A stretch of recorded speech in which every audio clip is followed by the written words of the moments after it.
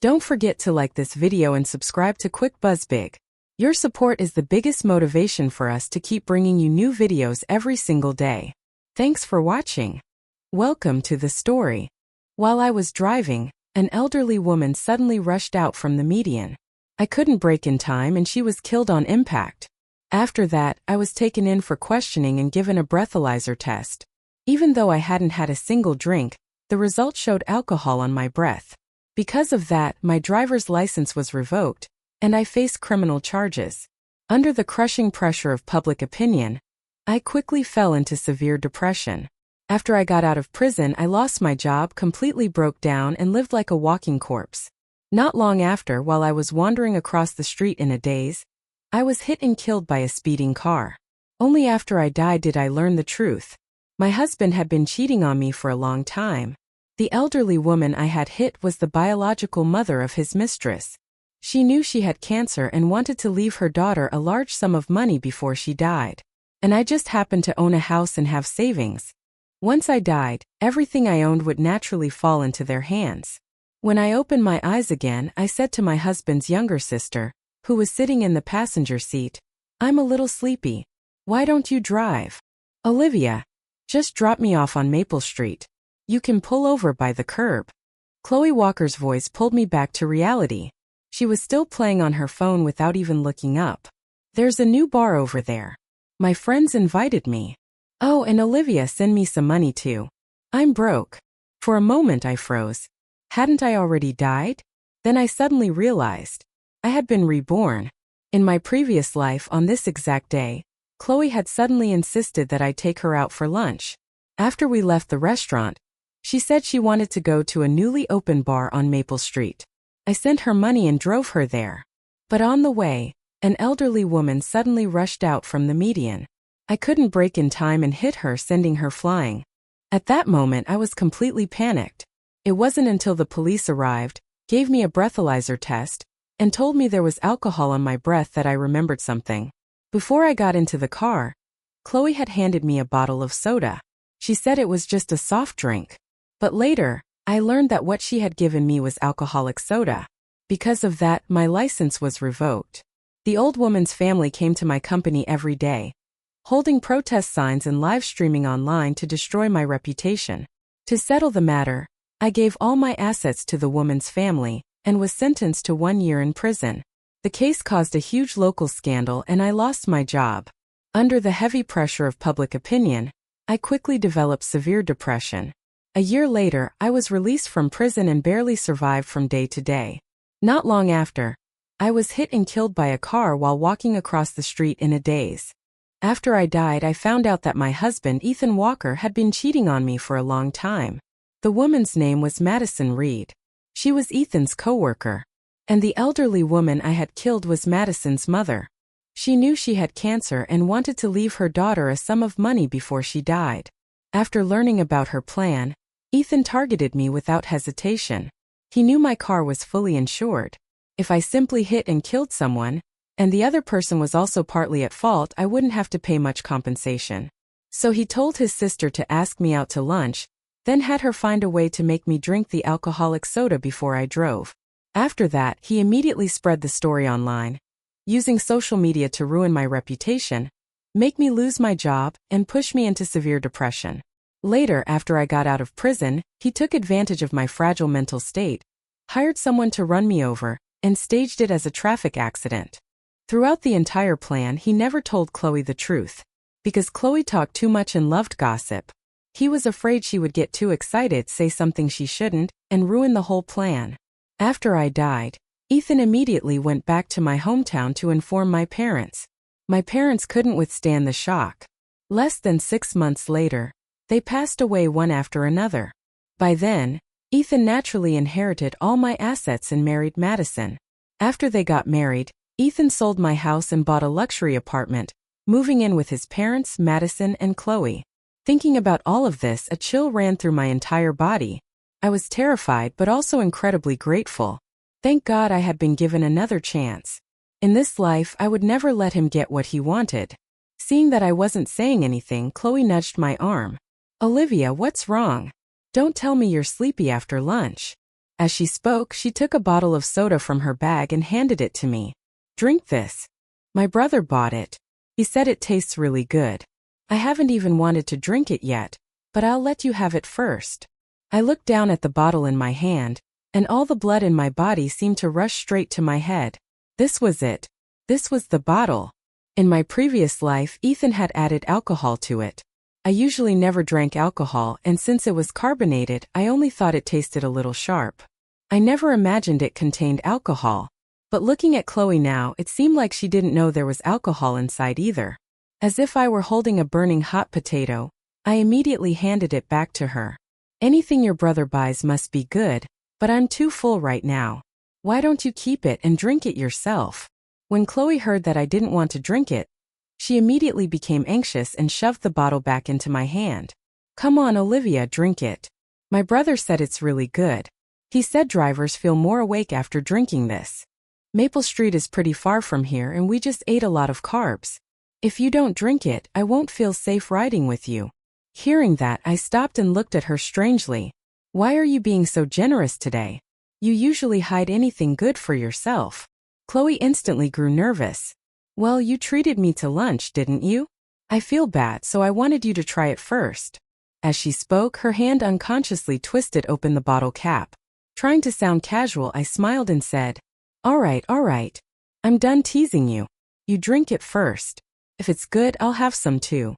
Besides, I'm your sister-in-law. I can't exactly steal your drink, can I? Okay, then I'll drink it. Seeing that I had finally agreed, Chloe didn't hesitate. She twisted open the bottle and took a long gulp. She drank too quickly and immediately started coughing. Chloe was only 22 years old and had never really drunk alcohol before. Judging by her expression, she also found the taste a little strange. After smacking her lips thoughtfully, she hurriedly handed the bottle back to me. It's really good, Olivia. You should try it too. I waved my hand. Maybe later. I ate too much and I'm really sleepy right now. How about this, you drive until we get past the next traffic light, then we can switch. I'm going to lie down in the back seat and take a nap. With that, I tossed her the car keys. Before she could object, I climbed into the back seat, stretched out and pulled a blanket over my face. Chloe froze. When she finally snapped out of it, she hurried after me. But I had already shut the door and turned away as if I were asleep. With no other choice, she stood there thinking for a moment. She probably remembered that Ethan had only instructed her to get me to drive her to Maple Street and make sure I drank the soda. He hadn't given her any further instructions. After a brief hesitation, she got into the driver's seat, inserted the key and started the engine. When I noticed that she had entered the exact same route as in my previous life, I couldn't help curling my lips into a cold smile. Just wait and see, Ethan. This time it'll be your own sister behind the wheel. I'd like to see whether your precious mistress will still stand by your side after that. Chloe was actually a decent driver. The road to Maple Street was long, straight, and relatively empty. Gradually, she let her guard down. Her foot pressed harder on the gas pedal. The car surged forward. Just as she began humming to herself, convinced she could drive straight there without any problems, an elderly woman suddenly darted out from the median. She moved with alarming speed, almost as if she were aiming directly for the car. Chloe was driving fast as well. By the time she saw the woman and slammed on the brakes, it was already too late. A piercing screech filled the air. Then came a sickening impact. The car struck the woman head-on. Because Chloe was driving much faster than I had been in my previous life, the woman was thrown several yards through the air before crashing heavily onto the pavement. She rolled across the ground, twitched for a few seconds, and then lay completely still. The force of the collision sent my head slamming into the front seat. The car finally came to a stop. The moment Chloe saw the blood-covered body, all color drained from her face. Her arms went limp. Her eyes widened in terror. Her entire body trembled uncontrollably. For a long time she sat frozen in the driver's seat. Then in a shaky voice she stammered, Olivia, I think I killed someone." Her voice quivered with horror. My eyelashes fluttered slightly. Then I firmly closed my eyes again. This wasn't the right moment to wake up, because the real show was just about to begin. A few minutes later, a crowd gathered outside the car. These were all people Ethan had arranged in advance. He had hidden them nearby, waiting for me to cause the accident so they could rush in and create chaos. There were no security cameras in the area, and Ethan had been afraid that I might flee the scene after hitting someone. Now those people swarmed toward the vehicle like vultures circling prey. They pounded on the windows and shouted for Chloe to get out. Her face turned ghostly pale. Even her lips lost all color. She spun around and shook me violently. Olivia! Olivia! Wake up! I hit someone. What do I do? The people outside had already run out of patience. Someone even pulled out a hammer. Crash! A spiderweb crack spread across the glass. Chloe screamed. Now completely terrified, she scrambled toward the back seat, trying to climb away from the driver's side. But her movement only attracted more attention. The crowd began hammering the windows even harder. More and more people joined in. Another crash echoed through the air. This time a large hole was smashed through the window. Immediately, a hand reached inside and grabbed Chloe by the collar. She let out another shrill scream. Frantically, she tried to pry the man's hand away. But then several more hands reached through the broken glass. Some grabbed her arms. Others pinned her shoulders down. Trapped in the driver's seat, she couldn't move an inch. Moments later, someone unlocked the car door from the inside. The crowd surged forward. They yanked Chloe out of the vehicle. None of them realized they had grabbed the wrong person. These were local farmers Ethan had recruited from nearby rural communities. They dragged Chloe onto the ground. Almost everyone surrounded her. Some held axes. Others carried shovels and farm tools. They shouted angrily that she had killed someone and had to take responsibility. The men were large, muscular, and intimidating. Because of the summer heat, many of them were shirtless, showing off powerful, weathered physiques. Completely terrified, Chloe was dragged away from the car despite her desperate struggles. The moment Chloe was dragged out of the car, her entire body began shaking uncontrollably. Her legs gave out beneath her, and she collapsed onto her knees, sobbing hysterically. The commotion outside had become deafening. Pretending to wake up, I slowly opened my eyes. The scene outside was complete chaos. From inside the car, I could see Chloe kneeling on the pavement, crying so hard her eyes were swollen. Her phone lay nearby with its screen shattered. I threw open the door and rushed over, wrapping my arms around her. Chloe, what happened? What's going on? A short distance away, the elderly woman lay motionless on the ground. She looked dead. My face drained of color, and I collapsed onto the pavement in apparent shock. The moment Chloe saw me, she cried even harder. Olivia! Olivia! Call my brother. I hit someone. Please get Ethan over here. Pretending that I had only just grasped the situation, I fumbled for my phone with trembling hands. But in my panic, I seemed unable to find it. Just then, a burly man grabbed me by the collar and yanked me backward. This doesn't involve you. She's the one who hit somebody. She stays here. You leave. Yeah. You weren't driving. Just go. Of course, Ethan had instructed them beforehand not to touch the person sitting in the back seat. In his original plan, after I caused the accident, they would let his sister leave first. In my previous life, Chloe had done exactly that. She abandoned me and ran. Later, when I begged her to testify that she had given me the drink, she insisted there had been nothing wrong with it.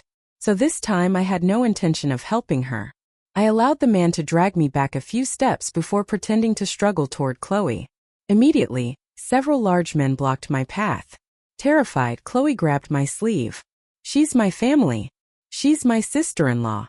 She can't just leave me here. The apparent leader frowned and barked at me. I told you this doesn't concern you. Get out of here. This girl killed someone from our community. She's staying. Then they surrounded Chloe again, cutting off my view. Chloe tried to protest. A man immediately slapped her across the face. Of course, that had been part of Ethan's arrangement too. He had promised them a few dollars for every slap and instructed them to hit hard enough to leave me dazed and disoriented so the rest of his plan would be easier to carry out. In my previous life, I had been slapped over 100 times. I lost 2 teeth. My face stayed swollen for nearly half a month. Later, I even overheard Chloe complaining to Ethan that they hadn't hit me hard enough. She said it would have been easier if they had simply beaten me to death, so she could move into the luxury apartment sooner. Now, after only one slap, Chloe burst into tears. The men around her looked annoyed by the noise. One scratched his ear impatiently before slapping her again. Then another. And another. Soon, blows were raining down on her face. Chloe no longer dared to cry loudly. Covering her head with both arms, she knelt on the ground and sobbed quietly. Seeing this, I turned around and started walking away. Through a gap in the crowd, Chloe screamed after me. "Olivia! You're not leaving me, are you? Call my brother. Tell him to come save me. Shut up and sit still." Before she could finish, another slap landed across her face. Tears streamed down her cheeks as she looked at me with desperate, pleading eyes. Under that pitiful gaze, I finally pulled out my phone. Looking directly at her, I shouted, "Don't worry. I'll definitely call your brother." And I meant it. How could Ethan possibly miss a show this entertaining? The moment I called him, he rejected the call. I called again. He rejected it again and sent a text instead. "Is it urgent? If not, text me." He already knew something had happened. He wanted me to call the police directly so they could immediately administer a breathalyzer test. Instead, I recorded a video of the scene and sent it to him. 5 seconds after receiving the video, Ethan called me. I declined the call instantly. He called again. I turned my phone volume all the way up. The ringing immediately attracted the attention of the men nearby. Several of them rushed over. One snatched the phone from my hand and smashed it onto the ground. The screen exploded into pieces. "Listen carefully," one of them growled. "Nobody's coming to save her. She made this mess herself. If you insist on sticking around, you might not be able to leave later." The moment he finished speaking, I pretended to panic and ran. Less than 10 minutes later, Ethan arrived. The second he saw Chloe kneeling on the ground while people repeatedly slapped her, he slammed on his brakes and jumped out of his car. Like a madman, he shoved people aside and rushed toward her. Chloe looked up and saw him. It was like a drowning person spotting a life raft. She burst into tears. "Ethan, you finally came. I hit someone. They're going to kill me. Please save me." Ethan froze. Then he grabbed her shoulders. "Wait, wasn't Olivia driving? Why are you the one who hit someone?" Still sobbing, Chloe answered, "Olivia was supposed to drive at first. But after lunch she said she was too sleepy, so she went to take a nap in the back seat." Ethan's jaw tightened. Grinding his teeth, he asked, "Then tell me exactly what happened. Did you drink anything before driving? Were you sleepy? Did you run a red light? Were you speeding?" No, Ethan."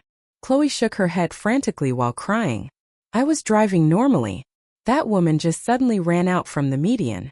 I never even saw her. She had no idea that the bottle she drank contained alcohol." Still sobbing, she continued shaking her head. "I really didn't see her. If I had, there's no way I would have hit her.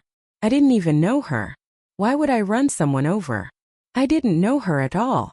Her words came out in a panicked jumble, which only made Ethan feel worse. He pulled her into his arms and stroked her hair as if comforting a frightened child. "Don't be scared. I'll handle everything. My car has a comprehensive insurance policy worth almost $500,000. I'll call the police and insurance will take care of it." Only then did Chloe gradually stop crying. Meanwhile, the men surrounding them began exchanging strange looks. One of them pointed at Chloe and asked Ethan, "You know her? Wasn't she the one you told us to slap around? You even said you'd pay us for every slap." Ethan's face darkened instantly. He shot me a quick glance before barking, "Shut your mouth." "Okay." The man immediately fell silent. But I still heard someone whisper beside him, "Looks like this guy's trying to play hero and rescue the damsel. The whole thing's obvious. You're the only idiot saying it out loud." Not long afterward, police cars arrived. The officers separated Chloe from the crowd and administered a breathalyzer test. Confident that she had done nothing wrong, Chloe blew into the device. Immediately, the indicator changed color. The officer's expression changed too. "Blow again," he said. Confused, Chloe obeyed. The device changed color once more. The officer looked up. "We detected alcohol on your breath. You are now suspected of driving under the influence." Chloe froze. It looked as though every drop of blood had drained from her face. Ethan was the first to react. He grabbed her arm and pulled her aside. "Did you drink the bottle I gave you?"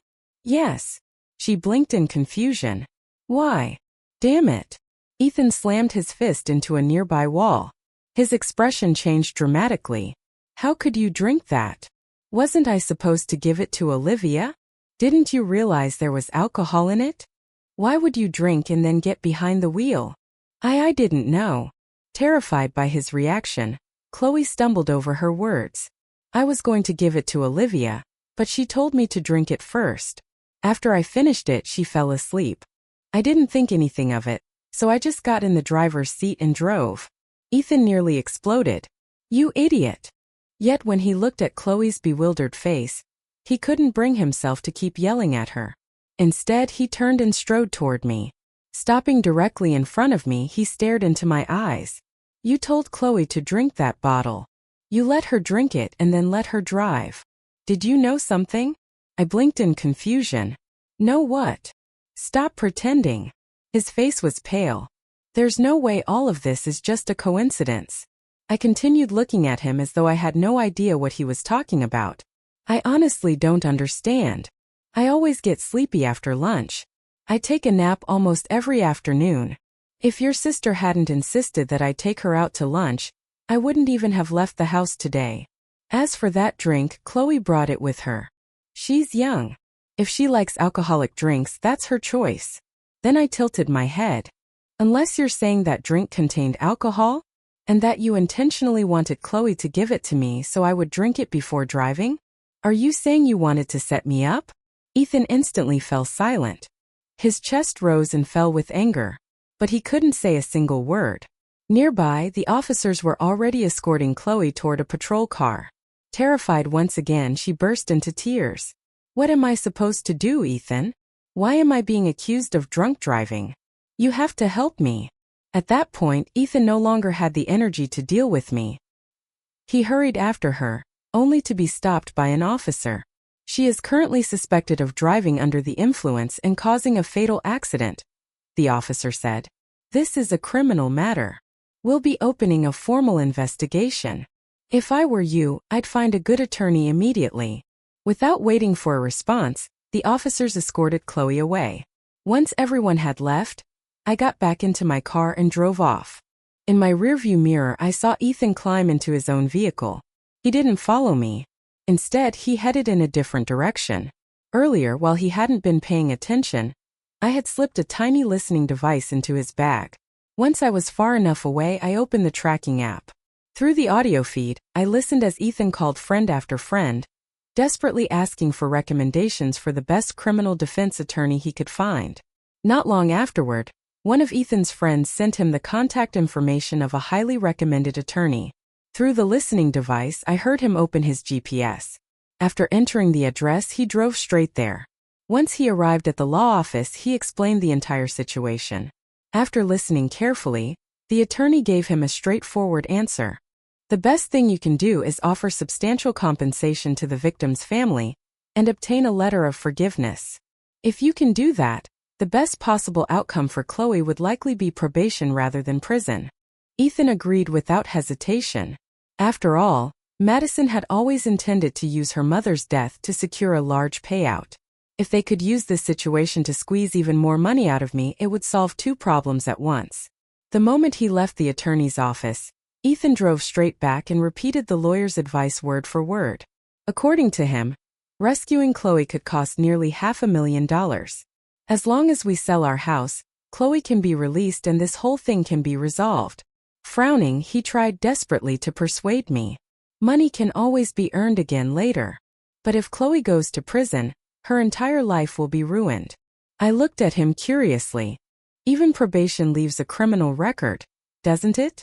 Isn't that still a problem? His voice suddenly rose. That's completely different. As long as Chloe doesn't apply for a government job, nobody will ever know.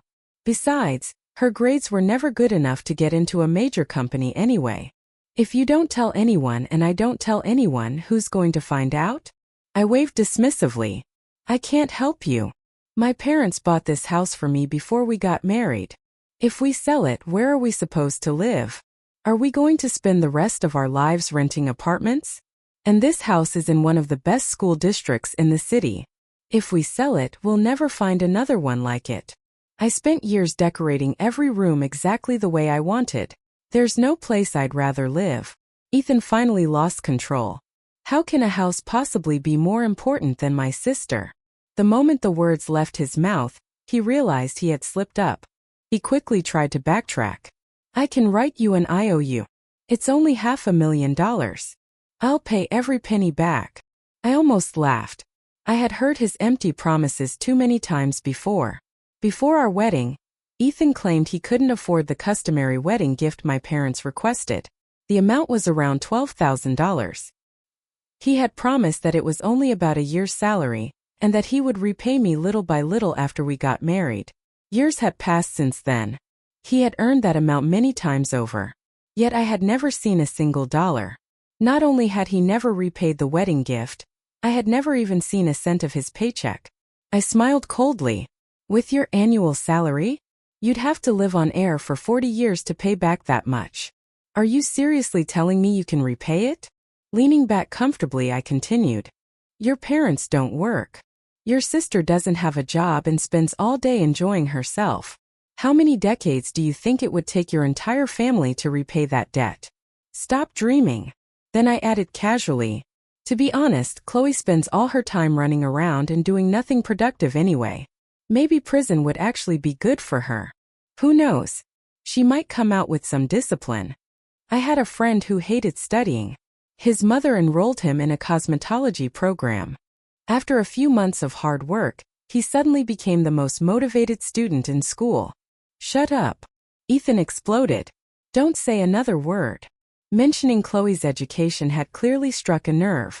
You have no right to talk about my sister like that. You don't understand what she sacrificed. Our family was poor. She had to attend a vocational program so I could go to college. If not for that, she wouldn't be in this situation now.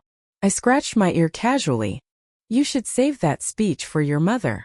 My parents have already done more than enough for you. They supported me unconditionally, and through me they supported you too. But I don't owe your family anything. Your family's problems are yours to solve. This time I'm not helping. Fine. Fine.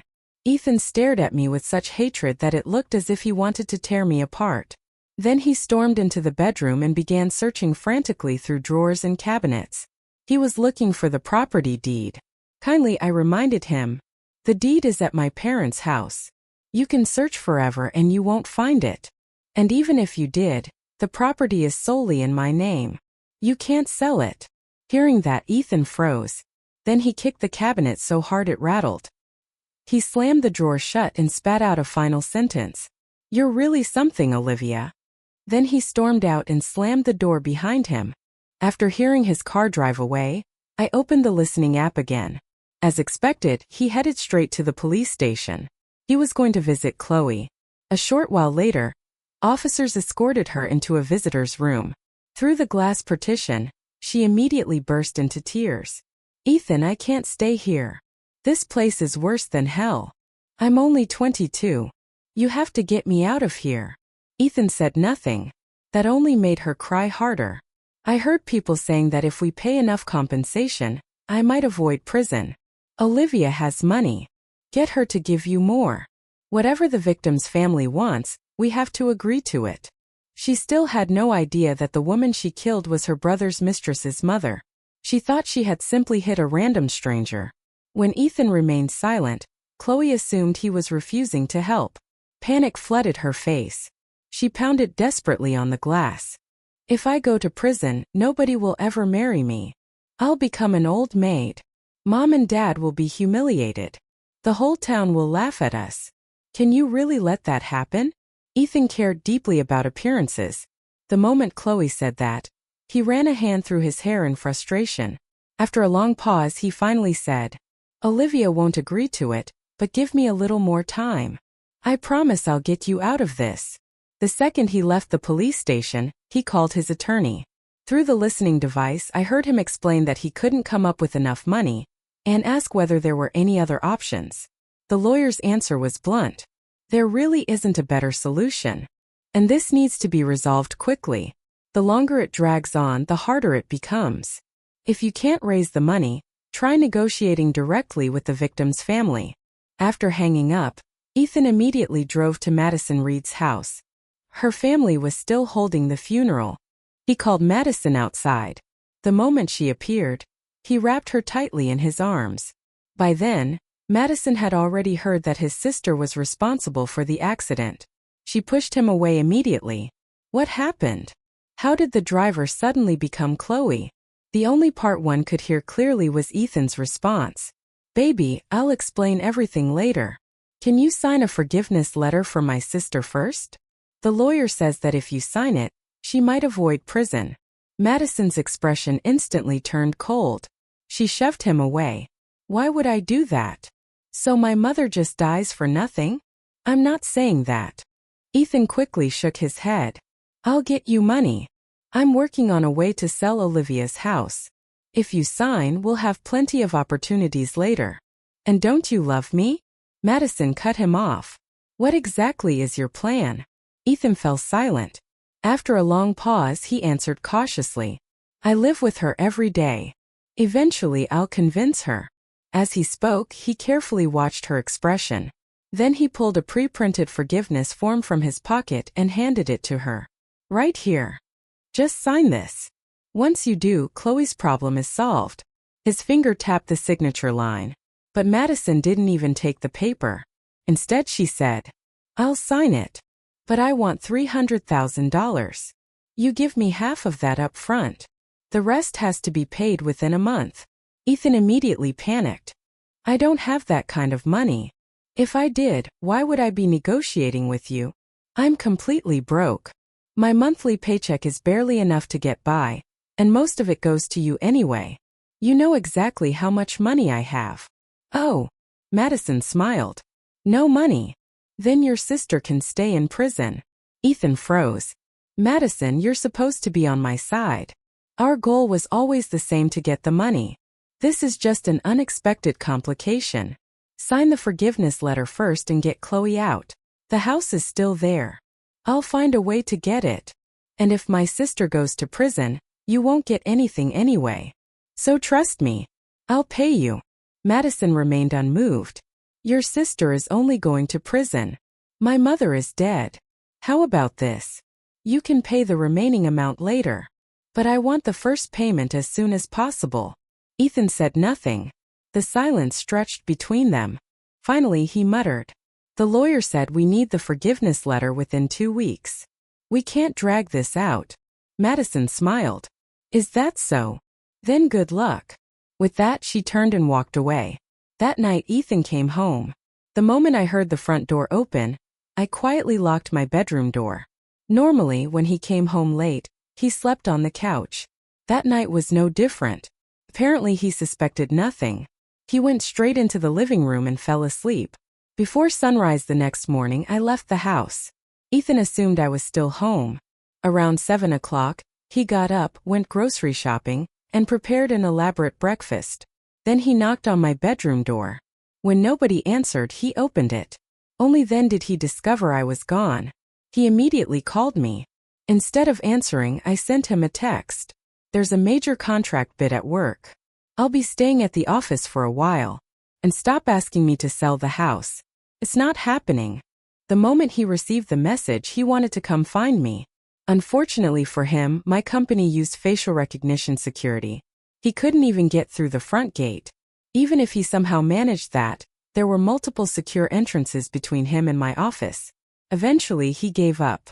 Meanwhile, after Madison's mother was buried, she began pressuring Ethan again. She wanted updates on the house. Too afraid to tell her the truth, Ethan lied. He claimed the house would be listed online soon, and that the paperwork simply took time. Then he begged her. Just wait until I find a buyer. The moment the sale contract is signed, you can sign the forgiveness letter. Surprisingly, Madison agreed. But the very next morning, she showed up at my house. The second Ethan opened the door and saw her standing there, his face turned pale. He immediately stepped outside and blocked the entrance. To his surprise, Madison had no intention of coming inside. Instead, she calmly extended her hand toward him. "Today, I'll sign the forgiveness letter," Madison said.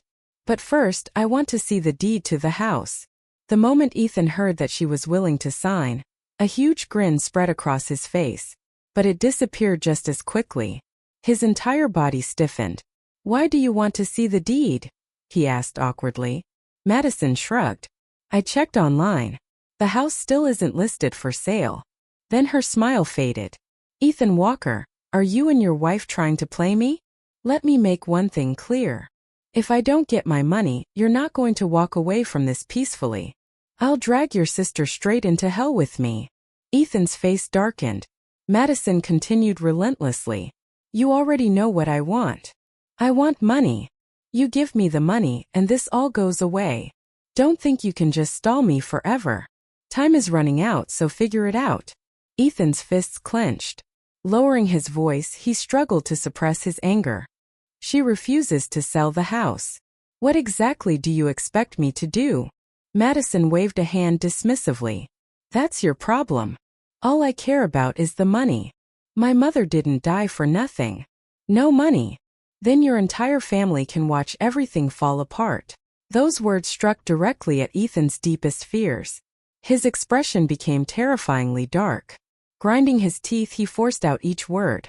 "Then I guess I'll have to go back to the original plan." Madison raised an eyebrow. "And what's that?" Ethan lowered his gaze. After a long silence, he finally spoke. "Kill her." Madison didn't react. Instead, she tilted her chin slightly, silently encouraging him to continue. Ethan thought for a moment before speaking again. "Olivia's parents are already elderly. If she dies, the shock will probably kill them too. Once that happens, the house becomes ours. She also has a decent amount of savings. She never told me exactly how much. But after she's gone, everything she owns belongs to us." Madison neither agreed nor objected. She simply said, "I don't want to hear any of that. I only care about getting paid. Everything else is your business. And leave me out of it." Ethan nodded. "I'll handle it." Around lunchtime, Ethan showed up outside my office building. After several unanswered calls, he went to reception and asked them to tell me he had something important to give me. I was curious to see what he would do now that he was cornered, so I went downstairs. From a distance, I spotted him carrying 2 food containers. The moment he saw me, his eyes lit up. He hurried over. After passing through the security gate, he handed me the containers. "I made lunch for you. There's soup and homemade chicken broth. You must be hungry. Take it upstairs and eat while it's hot." Then he lowered his head apologetically. "I was wrong before. I shouldn't have asked you to sell the house. I know you moved into the office because you're angry with me. This whole mess was caused by my sister. My parents and I should deal with it ourselves. I never should have dragged you into it. I'm sorry." He looked genuinely remorseful. "If you're not angry anymore, come home tonight. I'll cook a big dinner tomorrow and make it up to you." Throughout the conversation, he held the container with the chicken soup especially carefully, protecting it from anyone who passed by. I accepted both containers with a smile. "All right. I understand. You were just worried about your sister. I'll eat everything." Relief flashed across his face. I even pretended to forgive him. After politely helping him get a ride home, I watched him leave. Then I called a car of my own and headed straight to my in-laws' house. When I arrived, I told my mother-in-law. "Ethan has been busy dealing with Chloe's situation lately. He hasn't had time to bring you meals. So he asked me to deliver this. He said you should eat it right away." His parents had never earned much money and were notoriously lazy. For years, they had expected us to spend every weekend cooking enough food to fill their refrigerator for the entire week. The moment my mother-in-law saw the food, she eagerly accepted it. Then I added, "Ethan is coming tonight to prepare meals for the rest of the week. This lunch is specifically for you. You should finish it now." By the time Ethan received the phone call, both of his parents had already been taken to a local healer in their rural town. When he finally rushed there, their condition had deteriorated so badly they were being transferred to a major hospital in the city. The lunch containers I had delivered were still sitting on the dining table. The instant Ethan saw them, he understood everything. He had cooked the food himself. Security cameras in my company lobby clearly showed him handing the containers to me. He pulled out his phone and started to call me. But as soon as it began ringing, he hung up. Within seconds, he forced himself to calm down. Then he gathered the leftovers from the table and dumped them deep in the hills behind the property. At the same time, I sent Madison an anonymous text message informing her that Ethan's parents had been hospitalized. When Madison arrived at the hospital, the doctors had just announced that both patients had passed away. Ethan was kneeling outside the hospital room, sobbing uncontrollably. Madison hurried over. "Your parents are dead now," she said coldly. "Your sister is still sitting in jail. When are you finally going to do it?" Covering his face with both hands, Ethan spoke through his grief. "Give me a few days. I need time to process this. I don't want to talk about it right now." Madison let out a mocking laugh. "I can wait. But your sister can't. Ethan Walker, you really are useless. Something this simple, and you still managed to turn it into a disaster. If it weren't for you, your mother wouldn't be dead, and your sister wouldn't be in this situation. You're the one who destroyed your entire family. That's enough. Stop talking." Ethan clapped his hands over his ears and shouted, "Why shouldn't I say it? Wasn't your mother killed because of you? What are you pretending to be heartbroken for now? No, not just your mother, my mother too. They both died because of a useless loser like you. You killed everyone. Every single one of them died because of you. Just wait. Karma is coming for you." I said enough. "Shut up and stop talking." The veins on Ethan's forehead bulged. His breathing grew heavier and heavier, his chest heaving as he practically roared. "Fine, I can stop talking. But what about the money?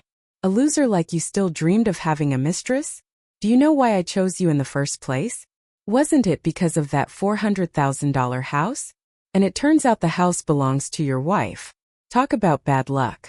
If you can't come up with the money, then your precious little sister can spend the rest of her life rotting in prison. Money, money, money. That's all you ever care about." Ethan's eyes turned bloodshot. Almost instantly, he lunged forward and wrapped his hand around Madison's throat. He looked like a demon. His fingers tightened little by little, and his voice seemed to force its way through clenched teeth. "I told you to shut up. Shut your mouth. I'll say whatever I want. In fact, now I want to say it even more." Madison could barely breathe. She clawed desperately at Ethan's hand.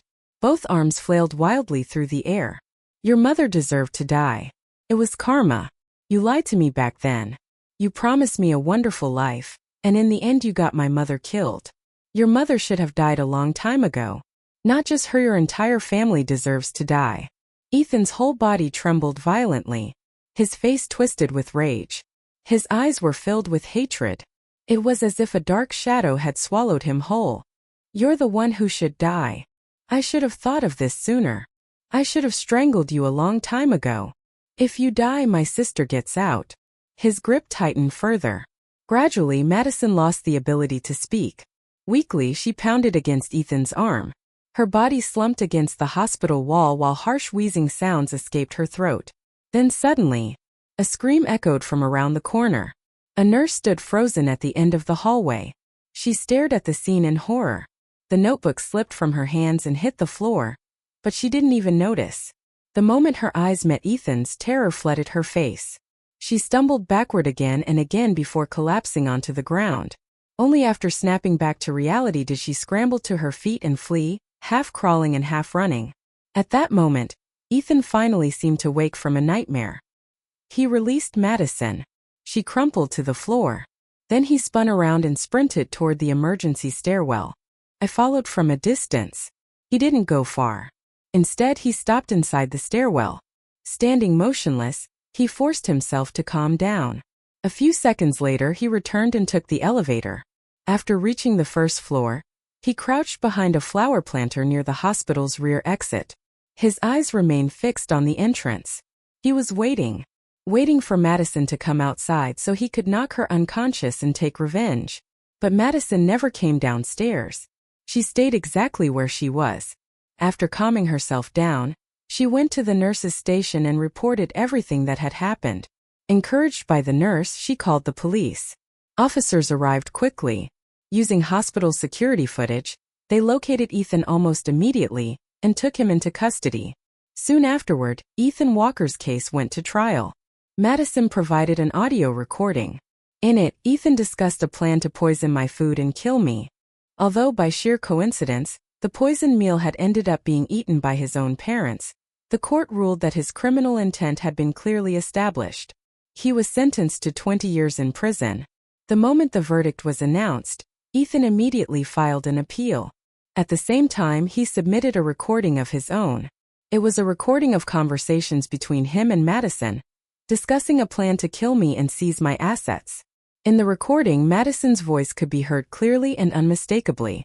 Both of those cold-blooded snakes had secretly recorded every step of their plan, just in case a day like this ever came. They were two peas in a pod. Madison was arrested as well. The case shocked the entire city and sparked outrage across social media. On the day of the trial, countless content creators and live streamers gathered outside the courthouse. Many people were furious on my behalf. Others felt relieved that I had survived. This woman is unbelievably lucky. So many people wanted her dead, and she still made it out alive. Not only did she survive, but the people trying to destroy her ended up destroying themselves. Even TV dramas wouldn't dare write something like this. After surviving a disaster, blessings are sure to follow. Reading those comments, I couldn't help smiling. Lucky? I wasn't lucky at all. I had already died once. Only because I had lived through one death was I able to avoid one disaster after another in this life. Otherwise, surviving would never have been so easy. When the trial ended, Madison admitted that she had conspired with Ethan to harm me. The judge announced that sentencing would be delivered at a later date. As the two of them were escorted out of the courthouse, I was standing near the entrance. The moment Ethan saw me, his eyes lit up. "Olivia, you came." He looked excited. He even took a couple of steps forward as if he wanted to hug me. Tears streamed down his face. "Please help me. Will you help me appeal? I never meant to kill anyone. I just wanted the money. I regret everything now. I don't even want the money anymore. Help me appeal. I swear I'll never hurt you again." Without saying a word, I smiled and slapped him across the face. "I'm giving you this slap for all the promises you made years ago. Back then, I wanted nothing from you except a future together. But instead of appreciating that, you tried to kill me for money and another woman. You conspired with your mistress to murder your own wife. You're a disgusting excuse for a human being." Then I slapped him again. Leaning closer, I whispered, "This slap is for what you owed me in my previous life. I came back and gave you a second chance. I thought seeing your sister go to prison would make you afraid. I thought you would stop. But you didn't. Your greed blinded you. You chose to try to kill me all over again." Ethan's eyes widened. "What?" His mind seemed unable to process my words. After a long pause, he stared at me. "You came back too? So that's it. I knew something was different. I thought you were just lucky. I never imagined you had been reborn. But if you came back and survived this time, shouldn't you forgive me? Please forgive me. Just write a forgiveness letter so I can get a lighter sentence. I swear that when I get out, I'll never hurt you again. I'll treat you well for the rest of my life." Looking at his desperate expression, I laughed coldly. "Did you forget? This is a society governed by law. Murder has consequences. What difference would my forgiveness make? And besides, you should have paid for what you did in the previous life. You already owed me one life. In this life, you failed to kill me, but you indirectly caused the deaths of your own mother and Madison's mother. You're nothing but trash. You deserve every year of your prison sentence." "No. No." Ethan's face twisted in agony. His bloodshot eyes bulged as he screamed, "I didn't mean any harm. I just wanted money. What's wrong with wanting money? Why were you born with a house and a car while my family could barely afford an education? A woman like you should have married someone like me. That's how society balances itself out." I stopped listening. There was no point arguing with someone like him. But every insane word he shouted was captured by the live streams surrounding us. The clip spread across the internet within hours. Public outrage exploded. The story immediately became one of the most talked about topics online. Because of the severity of the case, the appeals court rejected Ethan's appeal and upheld his 20-year sentence. Madison, as a co-conspirator, was also convicted. She was sentenced to 5 years in prison. At long last, the people who had destroyed my life in my previous life received the punishment they deserved. I looked up at the sky beyond the courthouse steps. For the first time in a very long time, I felt completely at peace. The end.